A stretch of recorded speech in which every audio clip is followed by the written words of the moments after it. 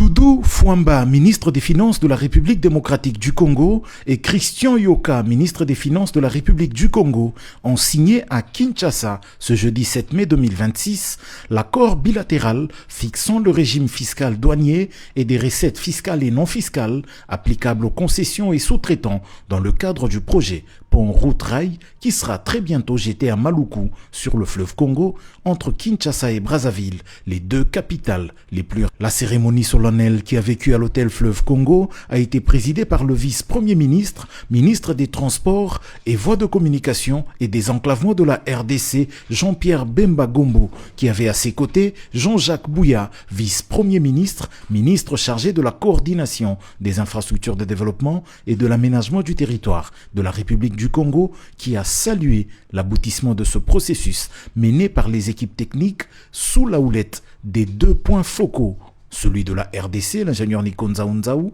et son homologue de la République du Congo, M. Oscar Otoka. Cet axe est majeur pour le commerce. La pêche et le transport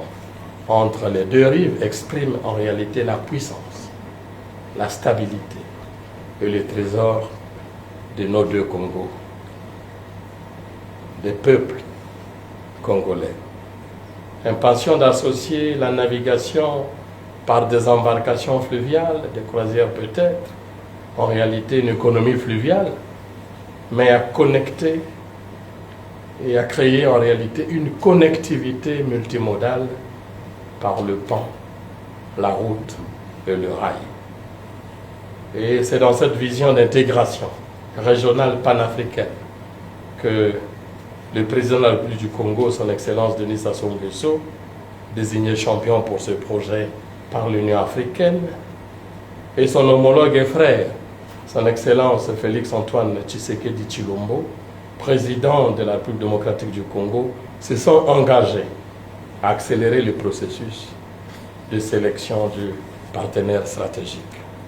Jean-Pierre Bemba Gombo, au nom de Madame la Première ministre Judith Suminwa Tuluka, a tenu à préciser la portée de ce document signé ce jour. Le présent accord fixe de manière claire et unifiée le régime fiscal